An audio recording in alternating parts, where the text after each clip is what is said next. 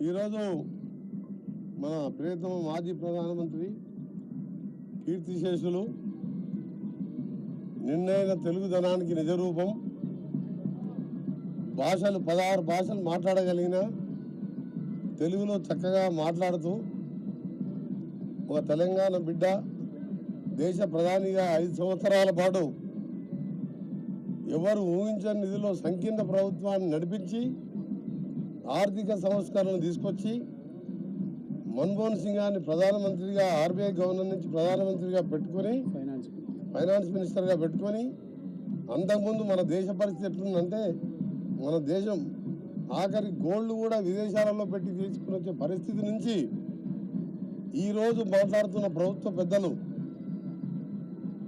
5 trillion 6 trillion మాట్లాడే economy దాకా వచ్చిందంటే అది మన తెలంగాణ ముద్దుబిడ్డ పివి నరసింహారావు గారి ఆయన ముందు చూపు. ఆ రోజు మన దేశం మీద ఆయనకున్న పరిజ్ఞానం, ఆయనకున్న మేధావి, ఆయనకున్న ఆలోచన విధానంతోనే ఈరోజు ఈ విధమైన భారతదేశం ఈ విధంగా ప్రపంచంలోని 3వ ఆర్థిక పరిపుష్టి దేశంగా డెవలప్ అవడానికి మూల కారకుడు పివి నరసింహారావు గారు. వారి 103వ జయంతి సందర్భంగా వారికి నివాళులు అర్పిస్తూ వారికి ఆత్మశాంతి కలగాలని భగవంతుని ప్రార్థిస్తూ, అలాగే వారికి భారతరత్న వారికి ఇవ్వడం కూడా చాలా సంతోషకరమైన నిజంగా పివి నరసింహారావు గారు అంటే భూ సంస్కరణలు ముఖ్యమంత్రిగా ఉన్నప్పుడే భూ సంస్కరణలు చేపట్టిన వ్యక్తి. అప్పటి ఎవరు మాట్లాడలే.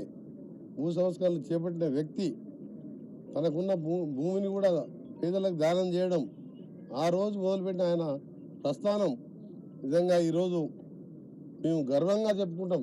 మా కాంగ్రెస్ పార్టీ నాయకుడు ఇవాళ ప్రపంచంలో భారతదేశాన్ని ఈ స్థాయికి తీసుకొచ్చిందని చెప్పి పివి నరసింహారావు గారు, వారి కుటుంబ సభ్యులు గతంలో రాజీవరావు కూడా ఎమ్మెల్యే ఎంపీగా ఉండే, ఇంకో కుమారుడు రంగారావు గారు కూడా మినిస్టర్గా ఉండే, అలాగే ప్రభాకర్ రావు గారు ఇప్పుడు వాణి గారు ఎమ్మెల్సీగా ఉండడం, తప్పకుండా ఈరోజు మా ముఖ్యమంత్రి గారు కొన్ని అనివార్య కారణాల వల్ల అక్కడ ఉండి రాలేక మేమందరం పోతున్నామని చెప్తే మీ పేరండి అని చెప్పి తప్పకుండా అక్కడ కూడా వాళ్ళు కార్యక్రమాన్ని ఏర్పాటు చేసుకున్నారు.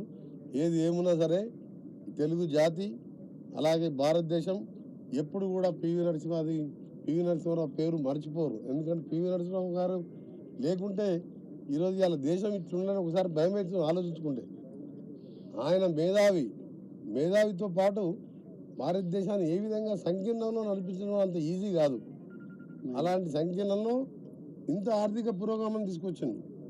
అలాంటి తెలుగు బిడ్డ, తెలంగాణ ముద్దు బిడ్డ భారతరత్న పివి నరసింహారావు గారికి శ్రద్ధాంజలి ఘటిస్తున్నాం. మరొకసారి తప్పకుండా మా ప్రభుత్వం ఇక్కడ తెలంగాణ కాంగ్రెస్ ప్రభుత్వం కూడా వారి కుటుంబ సభ్యులకు కానీ వారు చేపట్టిన ఆశయాలు కానీ వాళ్ళ ఆలోచన విధానాన్ని కానీ తప్పకుండా ముందుకెళ్ళి తీసుకెళ్తామని మా ముఖ్యమంత్రి గారి తరఫున, మా పార్టీ తరఫున, నా తరఫున కూడా వారికి శ్రద్ధాంజలి ఘటిస్తూ ఆత్మశాంతి కలగాలని భగవంతుని ప్రార్థిస్తున్నాం.